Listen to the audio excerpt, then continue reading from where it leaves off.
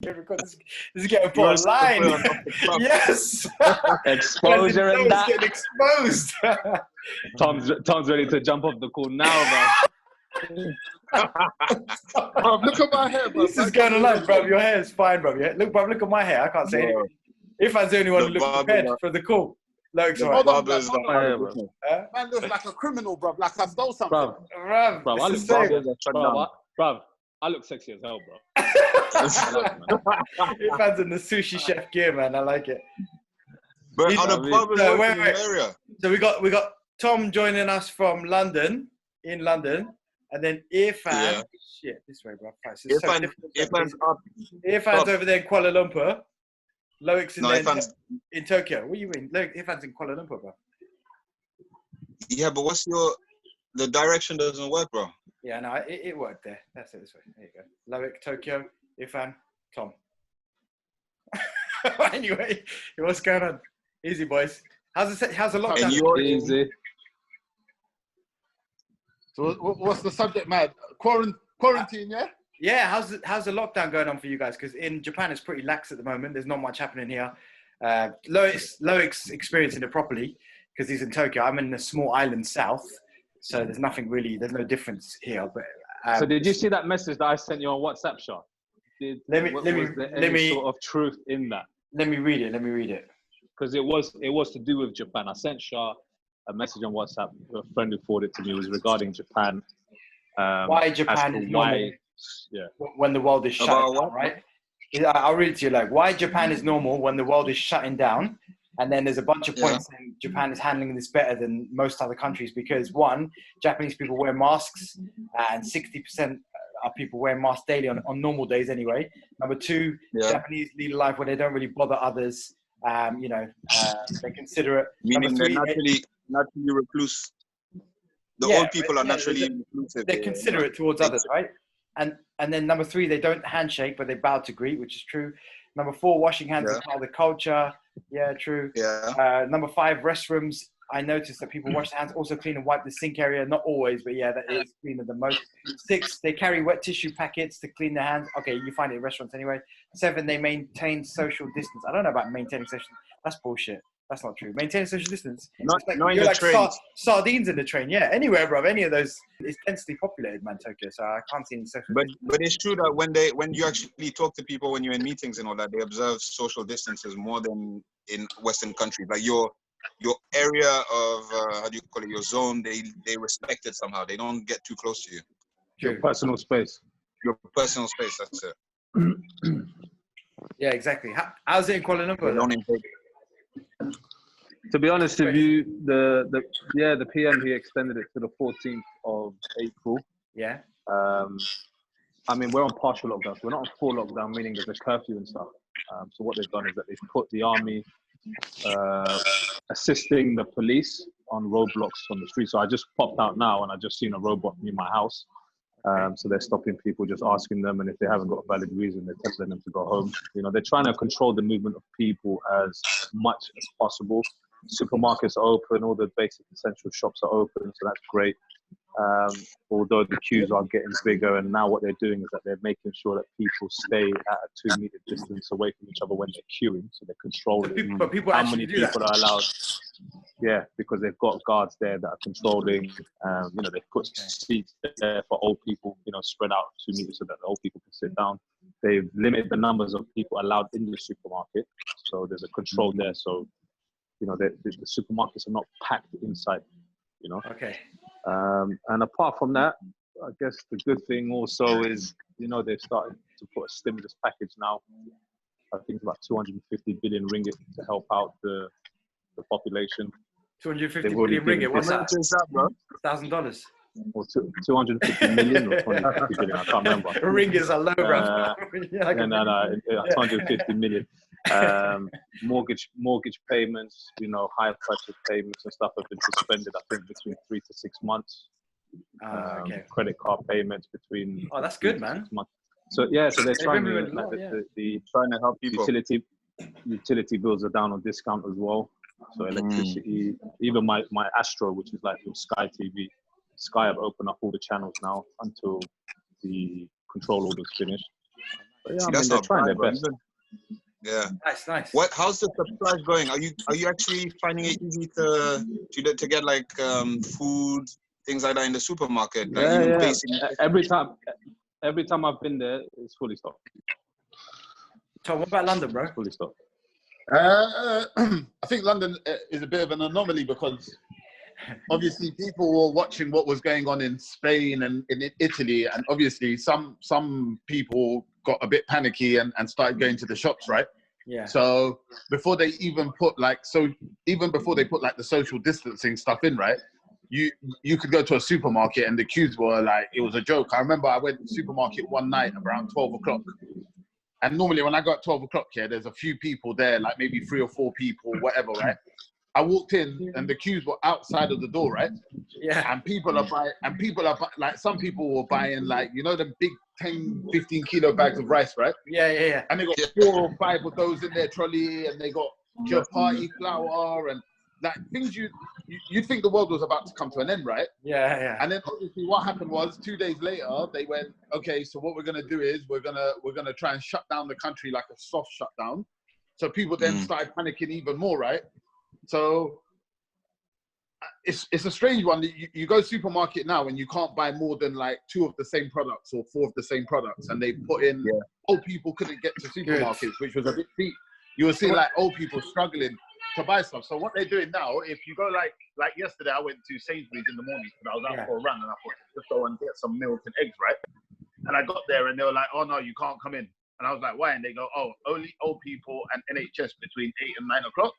Which is cool for me because like the NHS, obviously they're at work, and old people, like if you don't give them a chance, they're never going to be able to get in, right?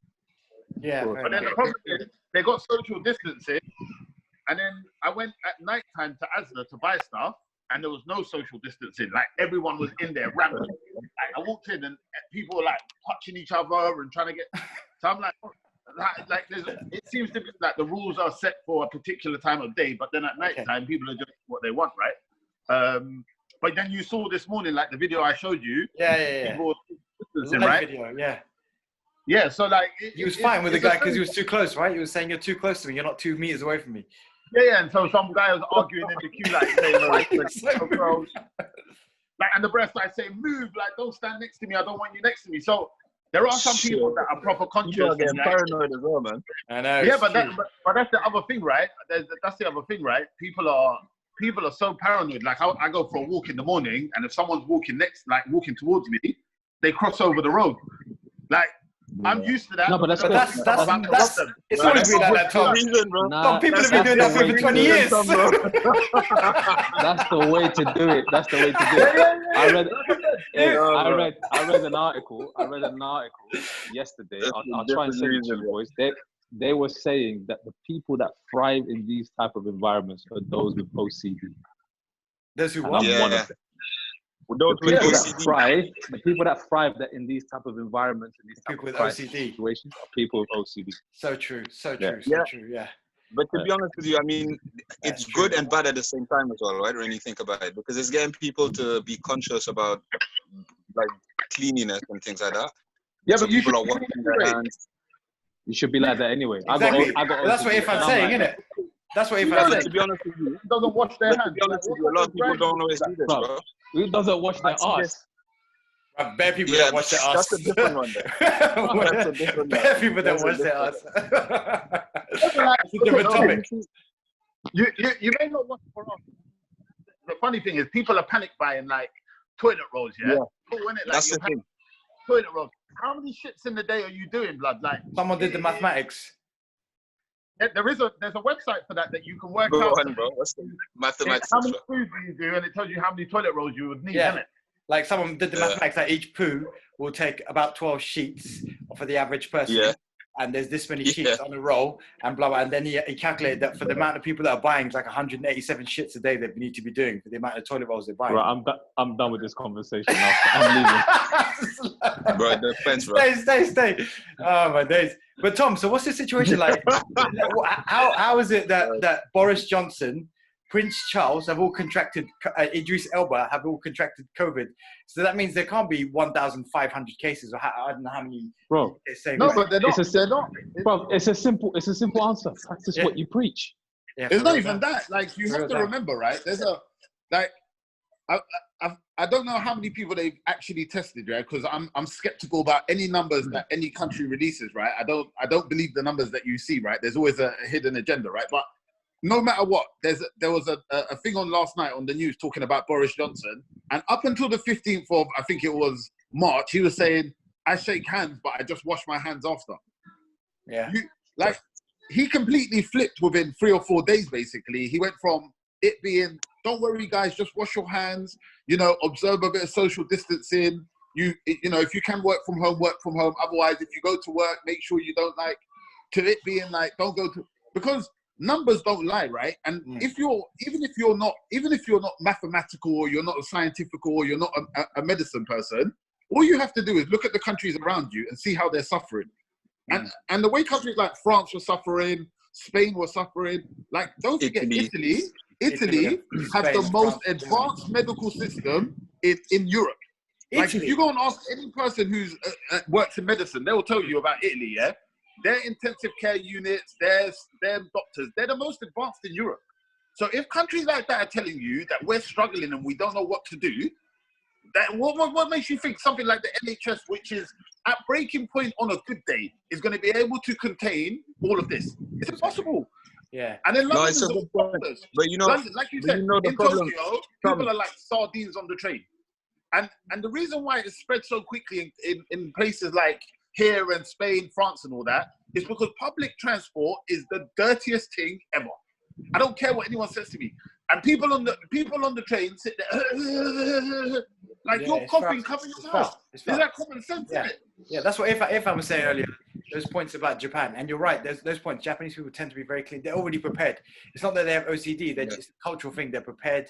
They don't touch each other. And they respect. They do a lot. Yeah, there's a lot of points you raise in that, right? And they're already prepared for that kind of viral pandemic in a sense, right? But what the counterbalance to that, what weighs it down, shall I say, is the fact, like Tom was just saying, when you get on public transport, when you go into offices, so you're close together, you're going to get sick anyway, man. It's disgusting, unfortunately.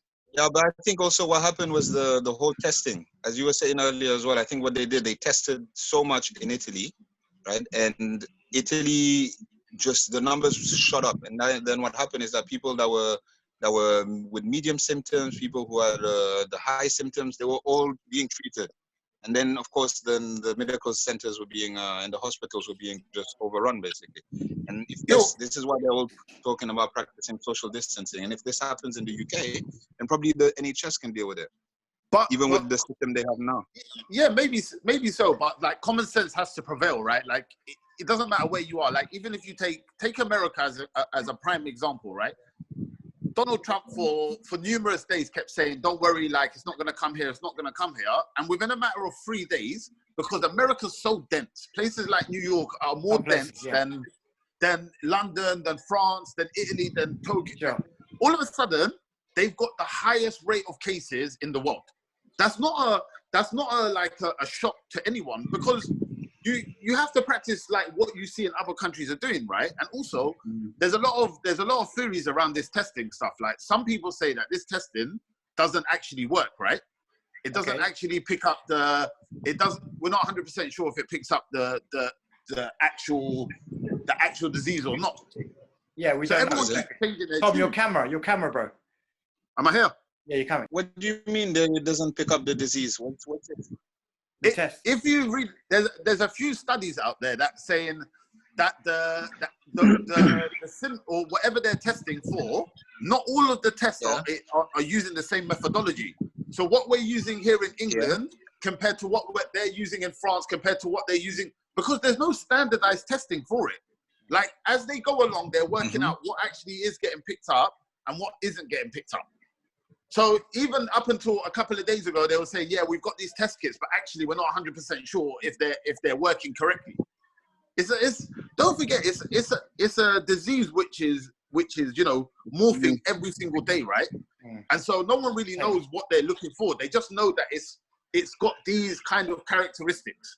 It's Okay, but it's what like about anything, right? Yeah, exactly. So we have to stay aware of it, and like you said, it keeps changing. But what do you think about the public reaction, though, Fan? I wanted to ask you, like, are people taking it too seriously, or are people not taking it seriously enough?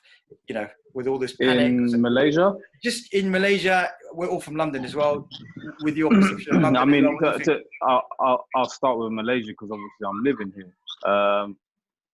I would say probably for the first week, no, people weren't taking it seriously. They were taking it as a holiday, and continuing life as they wanted to. But then, the government then came out and said, "Hold on a minute, we've just gone from 200 cases. Sorry, I mean it went from I think 12 cases to like something like 200, and then to 400, and to 700. They're now at a couple of thousand. So within that first week, the king, the prime minister, the health minister all went on TV and basically cussed the people out and told them, yo, this is no joke. You lot need to stay in the house. And if you're not, we're then going to put extra measures to keep you in. So, like I said, I've just gone out now. So I had to go around and do a bit of shopping. And the roads are dead. There's no one on street. The only people you'll see on street are people who are carrying groceries because they don't have a car. So whatever they're doing seems to be working. And there's also been just a massive campaign. You're watching your TV, you'll see banners across your TV saying stay at home. You receive text messages every hour saying stay at home. Like everywhere you go, everywhere you look, there's someone telling you. And people, you said home. People are abiding by that, right? Is it a case of Malaysia downplaying the numbers? I don't think they're downplaying the numbers because the numbers have shot up quite high. It's still really low from what they were. Still really low from what they were. Yeah, but from what they were initially. Yeah. When we started off with 12, 0 deaths, and so forth, it's now at, I think, if I'm not mistaken, it's at like 2,000 plus. But from what I think 30 plus deaths. So coming into the second week of the lockdown, people have started to take it seriously now. And obviously they shut all the companies down. All the shops that are not supposed to be open are not open now. So everyone's at home. Apart from key workers. Yeah, fair enough. Yeah, in Tokyo, for example, as we were saying earlier, it started basically this weekend. Because last week, we realized a lot of people, it's the period of the hanamis where everyone goes out to enjoy the sakura blossoms and things like that. And the parks were packed as if this whole thing was just skipping Japan. People hadn't realized yet. So then the governor of Tokyo issued like a statement saying, yeah, this weekend you guys need to go on lockdown, just stay at home, avoid public gatherings and things like that. This morning I went out as well to check to see how many people were actually staying in. So I went out to see if everybody was actually staying in. Everyone was still outside. There was people going shopping, people that were walking in the streets. There was the places were packed. So I think I think you're gonna expect that for at least 1 to 2 weeks, Loic, until the government then come back and say, "Oi, what are you people doing?" Exactly. I think that's what happened in Malaysia. But you know what it is? I think in Tokyo, and I'm not. Don't quote me on this, but I think because they were trying to keep the Olympics going for so long, they wanted to show that there was no issues, right? Yeah. Like we could contain it. Everything's fine. You can come here. It's safe. So for such a long period of time, I think they probably thought if we shut down Tokyo, that means essentially we're saying that the Olympics can't go ahead. Exactly. But that's one thing that Koike, the governor of Tokyo, saying that whatever happens, we're going to keep this Olympics going forward, right? It has to go forward. That was a few weeks ago. And then about 4 or 5 days ago, certain countries started pulling out. What was it? Canada and Australia, is it? Canada and one other country started pulling out. So now Canada pulled out. Is it cancelled now? It's going to be cancelled, but it's cancelled. So that's the thing. Yeah, till spring next year. 2021, right? Yeah. So basically, what was I going to say? That's another thing, because for the whole 6 weeks while Italy was shutting down, Spain shut down, various countries shut down, Japan was just going about its business. Everyone's just going on. There's no one's even working from home. People on the trains. It's absolutely normal, right? So people are praising, like that message you're talking about earlier, saying, "Wow, it's not really spreading there." But one of the key reasons for that is because they're not testing out here. They're not. It's so difficult to get tested for the coronavirus out here. You need to have symptoms for 4 days or 6 days. You need to have a high fever. You need to have. Otherwise, you just get turned away. And this has come to us multiple accounts of people we know who've gone to try and test, and they're not allowed to be tested. They say, no, you've got, symptoms of a cold, you've got symptoms of flu. So let's give you this medicine, but we won't test you for corona. So hopefully that's going to change. So So you know what they're doing in KL now? What I've seen now, I've received multiple WhatsApps. Now they're doing drive-by or drive-in testing. Drive by. Drive by what, bro? Drive by. That sounds like North Korea. Drive. They call it drive-in testing. So there's pharmacies and also medical centers. Basically, you go in your car. They allocate you a space, so you've got to pay everything online. Okay, and then when you arrive at the parking, they'll say, okay, go to basement 1. This is your allocated parking space. You go there, and then you show the person the transaction that you paid for it, and they basically they test you with kits that they have, and then you go home, and then I think the results comes in 2 days. How is it? And that costs about anything from 80 to 120 pounds per person. I read. I think this is in Malaysia. They're actually producing this. They're producing this, right? The product that actually allows you to do it. I think they're talking about exporting it to other countries as well, right? Yeah, there's been bare talks about different testing kits. So I haven't seen them yet. But how about North Korea, guys? They're leading the way with 0 cases. How about that? We should be following their example. It's because they're shooting everyone. Exactly. He finally got something right. Someone comes out, I think I got corona. What do you say? They're not reporting anything. But I think, like they were saying, that all countries should follow the model of like South Korea, Taiwan, Singapore. There was like an interesting article about it saying how basically South Korea had, I think, something like 6. Don't quote me, I can't remember exactly, but multiple like testing stations, everywhere, like on road, drive-ins, all of these kinds of things, basically. So the moment the numbers started rising like that, because they had already been prepared from previous, like, you know, the one that came like a couple of years ago, there was that flu, HN something or another, right? They were prepared for it. So they knew straight away the only way to contain it is to test. So South Korea have got the highest testing proportion, basically. So 1 in 136 people get tested. Every other country is something like 1 in 3,000, 1 in 5,000, 1. So you can see the disproportion between the numbers. But you know, Tom, Singapore is interesting because, like, I've spoken to my friends in Singapore at the moment. They're only now implementing lockdown in Singapore. Everyone has been going about the business like it's just business as usual, and it's only now that they're implementing. And I think, if I'm not mistaken, they still are at 0 deaths in Singapore. They're at 0 deaths. They've had infections, but they were. But also bearing in mind, population is a lot more to control. It's a lot easier. Exactly, and they had stringent travel restrictions, man. They were the first to do it as well, man. They were the first to stop reselling. But don't forget that English guy. Well. Remember that English guy? The English guy who went to Singapore. He went to Singapore. He was in the Hyatt. He caught it in the Hyatt in Singapore. Brought it back to the UK.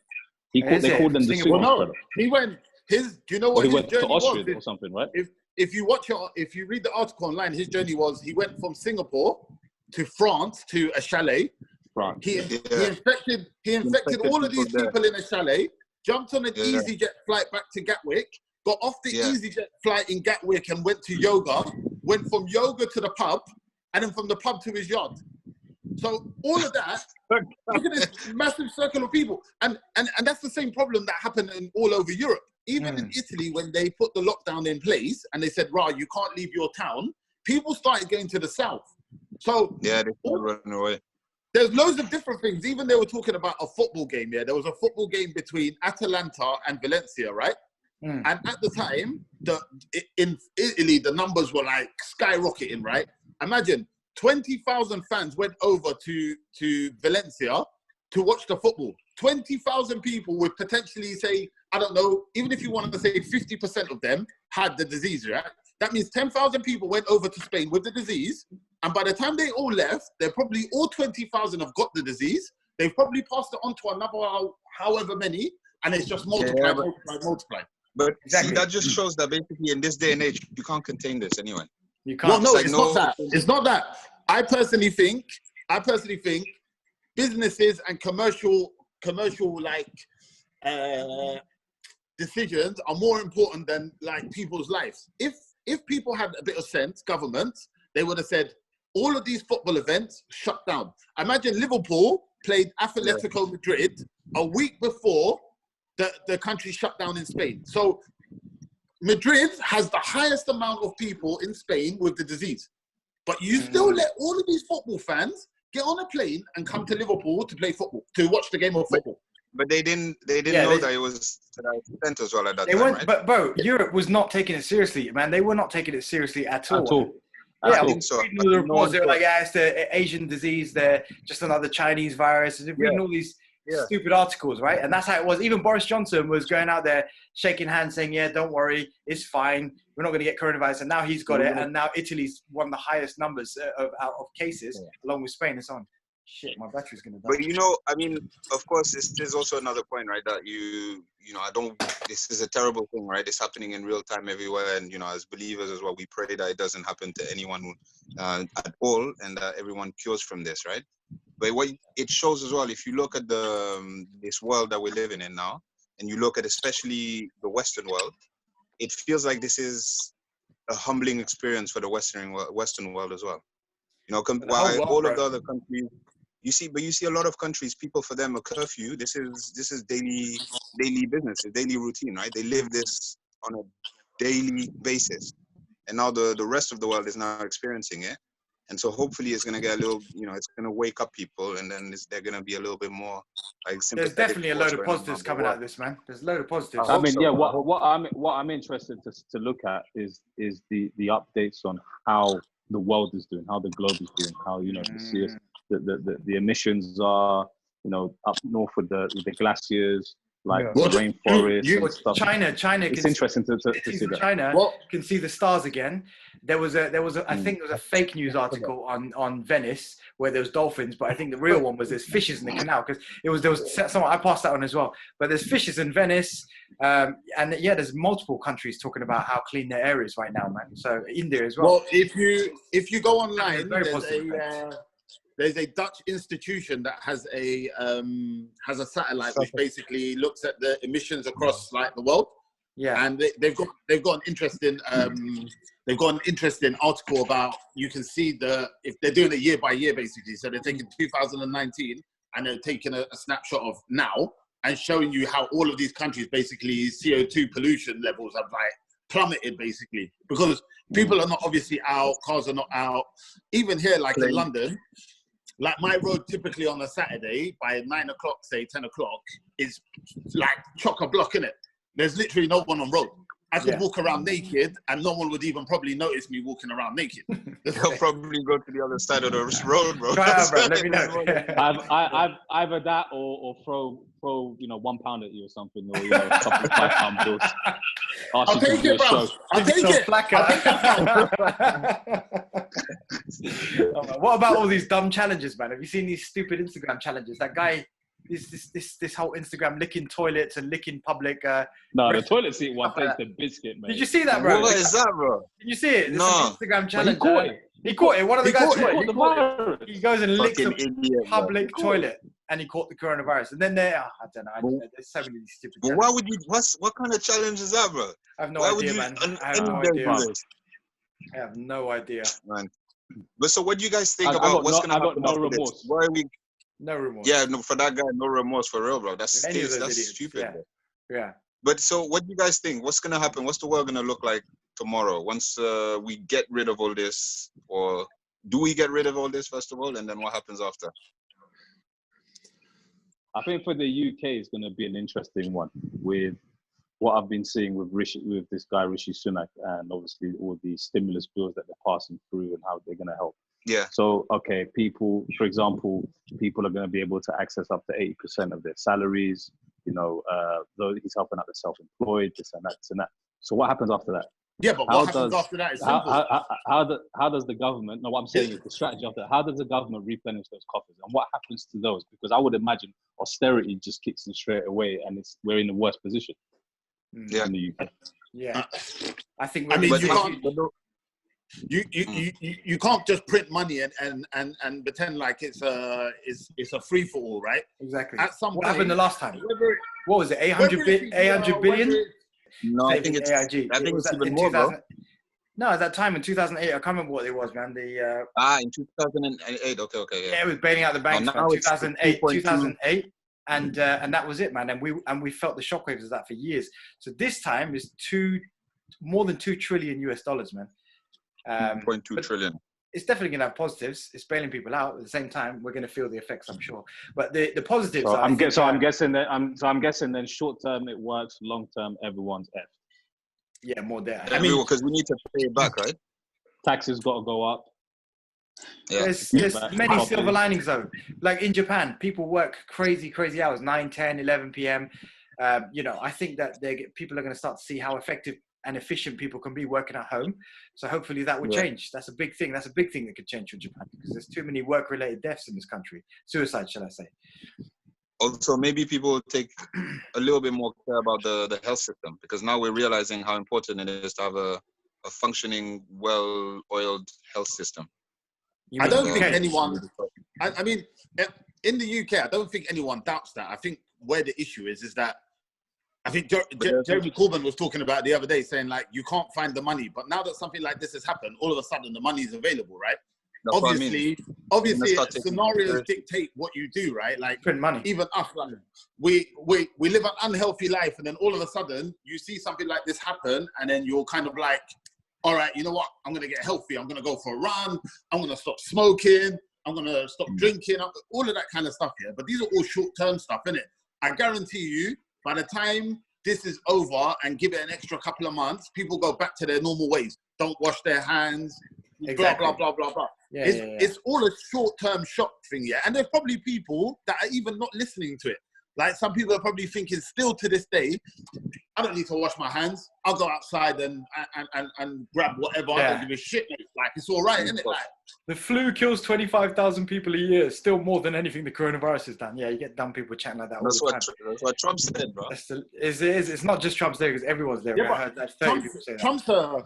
Trump's a businessman, yeah. His whole ethos to stay in power is to keep the economy growing, right? So as long as he can show that and that's why all he ever talks about is, don't worry, the stimulus will do this and we'll get the economy pumping, blah, blah, blah, blah, blah.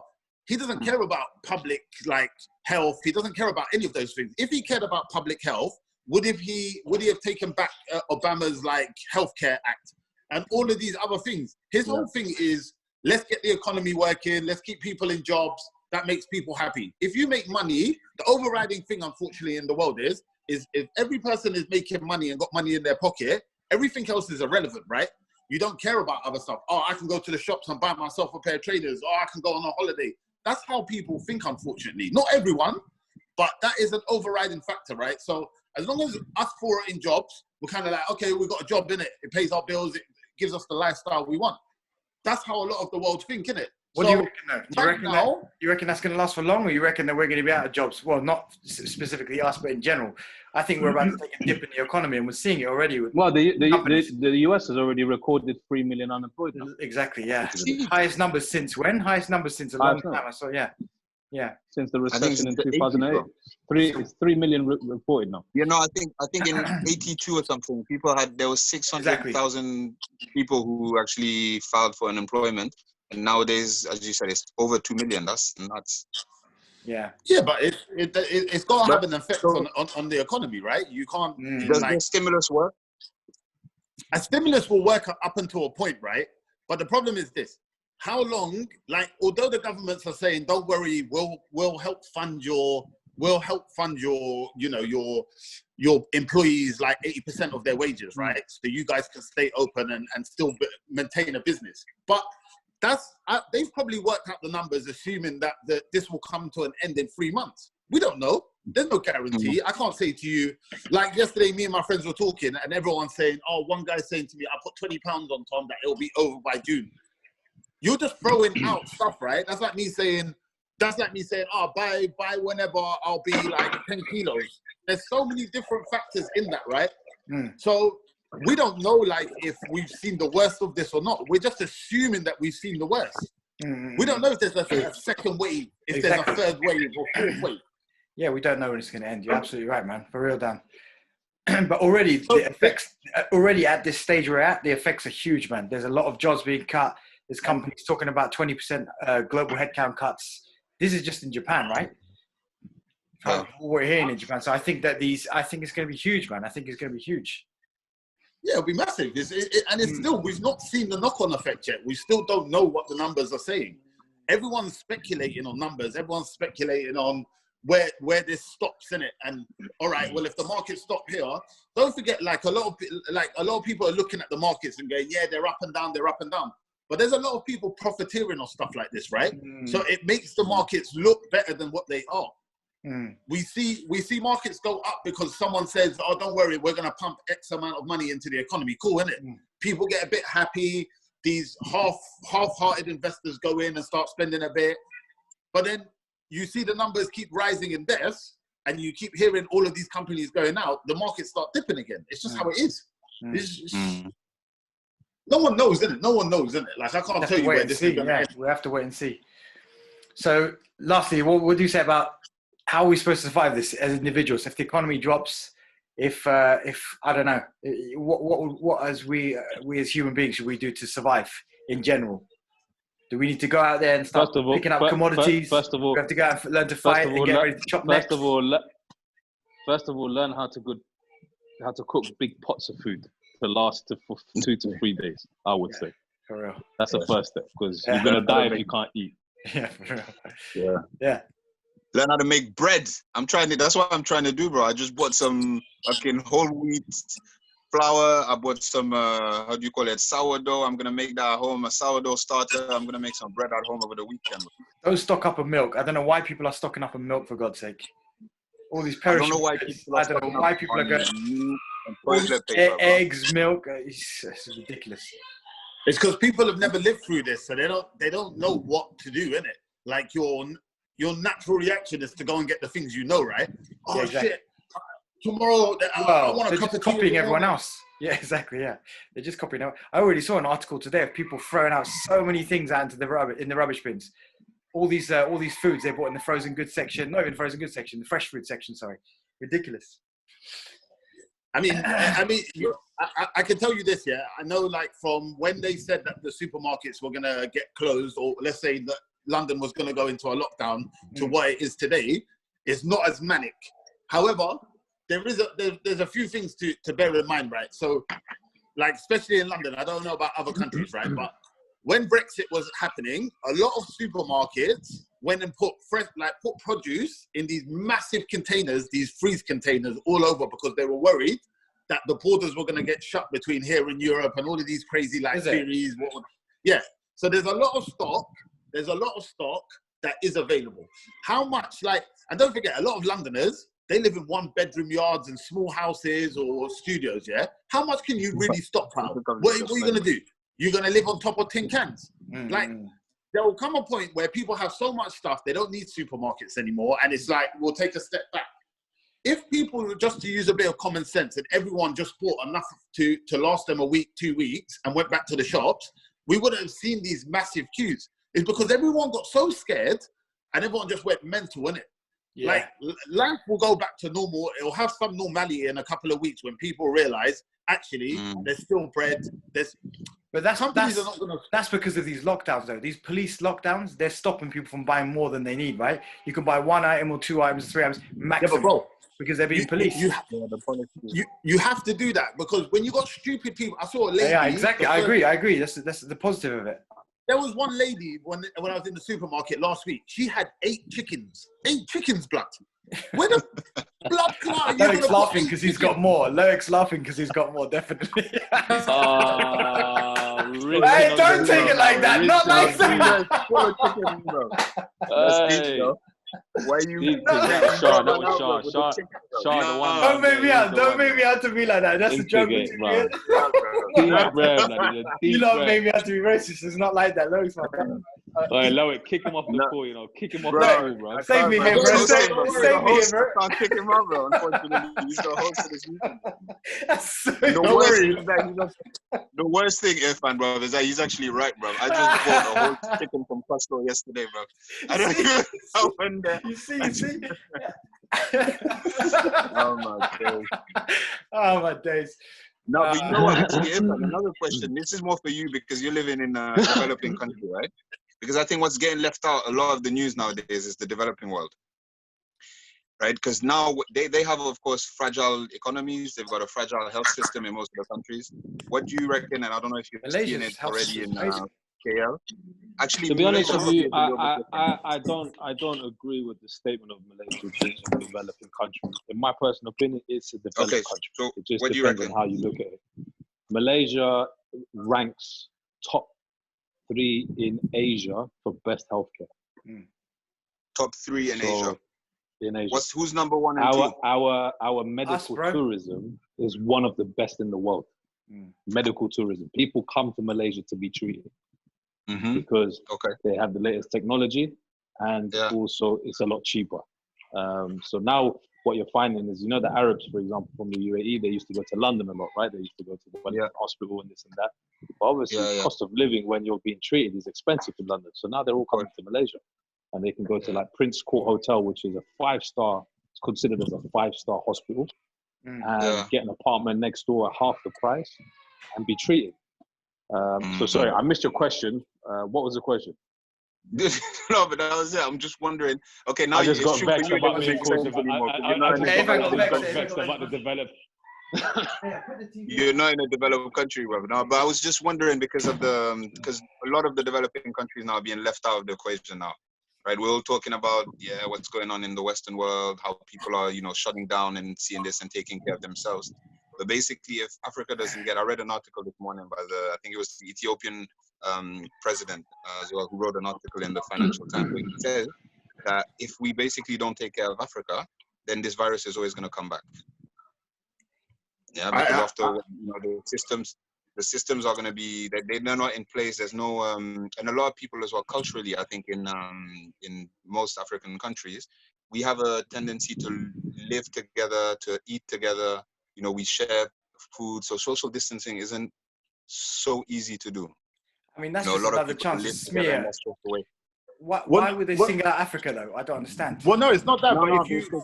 He's not singling out. The point he's trying to make is that the thing is that if it takes place there and it catches on as fast as it's catching on in the West, then the system will be overburdened and won't be able to react to it. And then what happens is that the rest of the world will never really get rid of this. It's always going to be a haunting thing.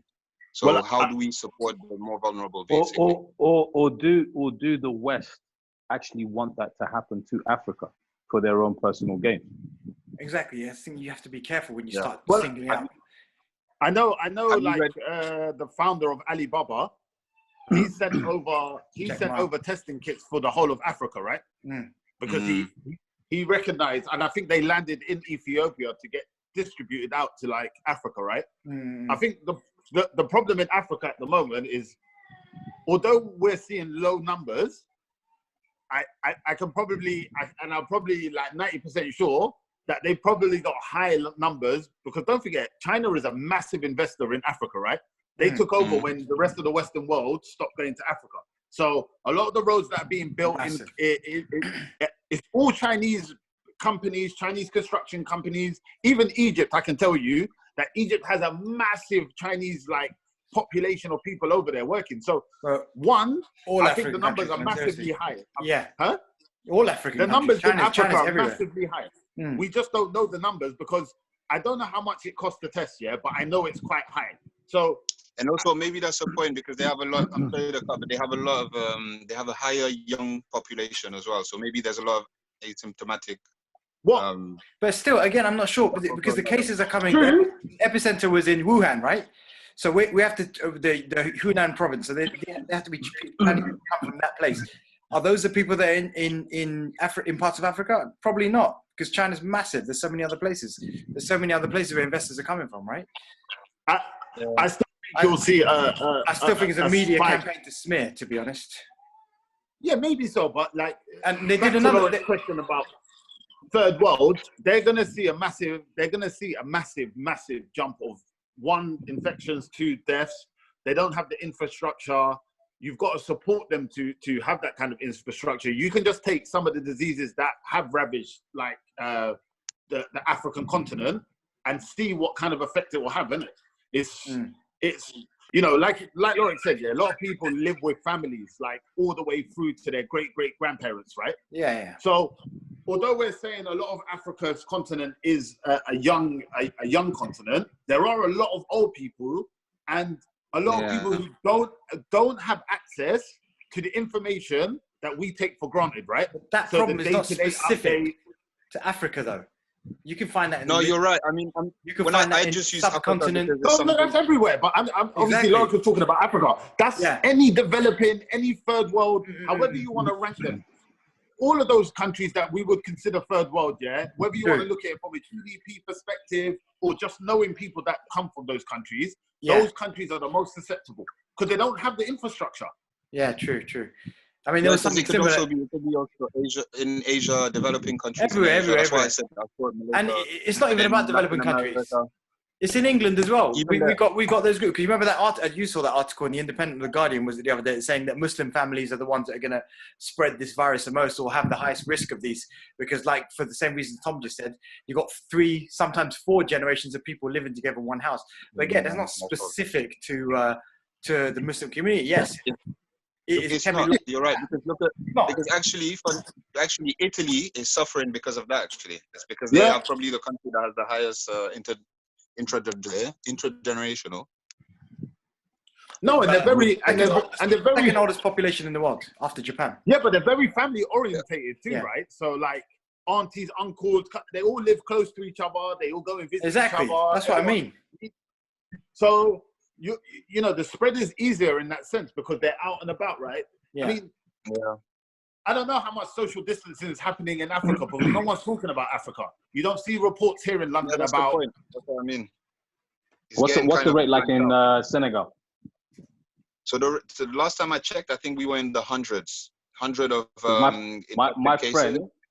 I have a friend in London. She got corona whilst in Senegal. And are you serious? she was hospitalized for a week and a half. Yeah. She felt better, and then they had to medevac her back to the UK. She's now in quarantine in the UK. But yeah, she caught it in Senegal.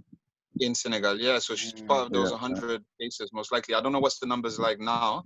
What I do know, though, is that Senegal, as you touched upon with Malaysia, it has a very strong system.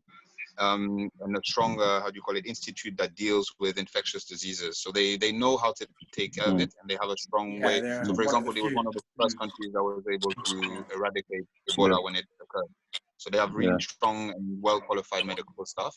To be honest with you, like, I'm actually quite impressed with how Malaysia's dealt with it, because in the end of the day, we've just gone through now. Obviously, the past Prime Minister Mahathir, he had to step down, and they've now put an interim government. This new prime minister's now come in the midst of all of this madness that's going on. And if you ask me for my personal opinion, I'm quite impressed of how they've dealt with it, to be honest. The response has been good. It's definitely not been like the UK. I mean, UK's one of the worst. UK's been handling this one of the worst in Europe.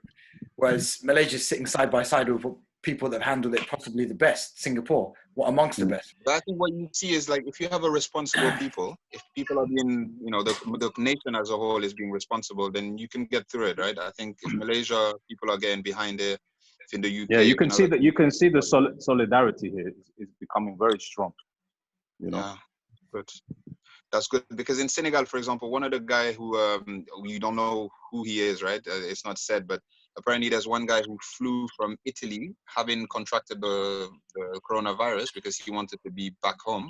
So he flew back to Senegal.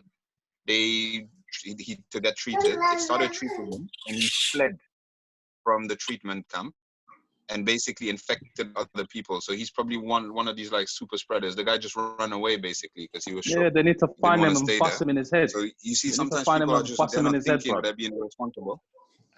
No, don't even laugh. If they find him, you run away from a camera quarantine, I'll find you with my bat and I'm That's the thing. No, now they can't find That's him. why I like the tactic what India is doing right now, going out on street and just beating people. I know. Big sticks. That's a fun job. Yeah. You know what it is? Tens upon tens of videos. Sometimes people just need it. They need a good beating to get it into their head. Stay the hell at home. You and Tom would love that job, definitely. Sign up to be voluntary police officers out there, definitely. But that's another interesting case. India, Bangladesh. I'm surprised there aren't more cases, to be honest, especially that place like Bangladesh. Well, India, I read today in the newspaper, they're forecasting they're talking about the forecast, but 500,000 people they're talking about coming up in 2 months who are going to be contracting it in India. What did they say? They said that those are the numbers I thought would have been the case. Well, what did they say? They said 70% of the world's population would get it, right? Yes. And 3% of the population, the world population, would die, right? That's nuts. If those numbers are right, we're talking like 150 million or something people died from corona. 150. Yeah. I don't think they've seen numbers like that since the Spanish flu back in whenever it was, 19 whatever. So although these are just projected numbers, right, based on what they're seeing country by country, it's hard. Like I said, like we don't know the true numbers in Bangladesh. You don't know the true numbers in these poorer countries. Like I said, no one's in any talking country about them. You don't know the true numbers in any country. We don't know. Like, we don't know the true numbers. You know, like people have been coming on the internet saying, "Oh, like I think I had the COVID-19 back in December." I was just talking to someone in January saying I had this. I was telling your mum actually, Irfan, yeah, because I remember in January I had this off-key cough and it would not go away for nothing. I wasn't really smoking. I wasn't going out. The weather wasn't like, it was cold, but I wasn't doing anything outside. I was just going to work and I was coming home. And I had this mad cough. I couldn't get rid of it. I had a bit of fever. I stayed at home a few days. I'm not saying that I could have had it. I'm not saying that I didn't have it. Who knows, innit? Like, we don't know how long it was out in China. Unfortunately, we don't know. China are not very, they're not very open about talking about stuff that goes wrong in their country, right? They don't come out and say, by the way, we don't know when it actually started or when it actually started taking a real effect on the country. So we don't know, innit? It could have been around for much longer. That's why I was scared. Tom, remember when I left London to come back to Malaysia? I came back and I was sick for 2 weeks. I remember. Throat, fever, I was mashed, and I swear to you, it was just when this COVID stuff started. And I went to the hospital, I went to the doctors, and they tested me, and they said, "Yeah, you're right, your lungs are clear." So I thought to myself, maybe I had got it, but then my wife didn't get it, so I'm assuming that it wasn't. You know what I mean? But But to be honest, you wake up, of course, yeah. But the thing is, like at the end of the day, it's between the age groups between 20 and under 60. I think 20 to 60. Generally, 80% of you are going to be fine, right? Most of you are going to be fine. The number's even higher than that. But I've been watching accounts of people who are in their 20s, in their 30s, in their 40s. Just listen to just multiple accounts. And they seem to be quite similar in the sense that they say that it's going to be a cold first, and then that cold dies down, and then you get a flu, and that flu's almost debilitating, and that's where you're stuck at home. And then it dies down. And then in serious cases, you get pneumonia. And these are people saying pneumonia, but they didn't feel like they were going to die. But pneumonia is horrible, man. I had that once, and I got put in hospital. I got locked in hospital for 7 days. They didn't let me. I went for a checkup, and then the doctors didn't let me out. And I felt I don't know what it feels like to be close to dying, but if anything, I felt it was like that. You know, I couldn't breathe properly. Short walks was difficult. I was bleeding out my lungs. I was coughing. Blood was coming out. So do you remember that? It was 2 years ago when I went for a checkup and they locked me. They said, "Mr. Hock, you're not leaving the hospital." I said, "What are you talking about? I came here for a checkup." They said, "You're not leaving. Ended up staying there in quarantine for 7 days. So, and that's me. I was healthy. I remember that. Yeah, I was healthy. I'm a healthy young man at the time, you know. So, yeah, even if you don't die, that's tough to go through, shall I say? Right, it's scary about this thing. Yeah. Man. Yeah, because I read about it as well. They say your lung capacity is like 20 to 30%. You feel like you're out of breath when you take a short walk to the kitchen, things like that. Apparently, it's mad, man. And pneumonia still kills a lot of people still, you know. Of course it does. You get like, and it doesn't discriminate as well. It's like this. Bernie Mac died from it. Liberally progressive virus. You know, it's crazy, man. Yeah. And so this to have that, I think I was reading an article that said about Japan. A lot of now they're vaccinating older people as well with this to prevent them from catching pneumonia, usually around the flu season, like flu shots basically. And they're saying that's probably one of the reasons as well why the numbers of death in older people, because Japan has the highest aging population in the world. So they're saying probably that's one of the reasons as well, because they were vaccinated against this pneumonia, and it has similar effects as the COVID, and maybe that's one of the reasons as well why the numbers there are low in that age group for Japan anyway. So yes, man. All right, boys. It was nice chatting to you guys. We're gonna have to get back to kids. Yeah, it's nice seeing you as well. I haven't seen Tom, Irfan, I haven't seen you guys in a while, man. It's nice seeing you. We'll do this again, innit? This is properly off the cuff, innit? Yeah. We didn't even expect to go live on this one, to go record on this one. But anyway, Yeah. it is what it is. It was fun. Let's do it again, innit? Stay safe, boys. Yeah, you guys take care. See you, brothers. Hopefully Hey, see you guys brothers. somewhere around the world. Yes, Tom. Stay on the line. I want to chat to you. That's recorded. All right, bro. All right, I'll stop recording. I'll see you, boys.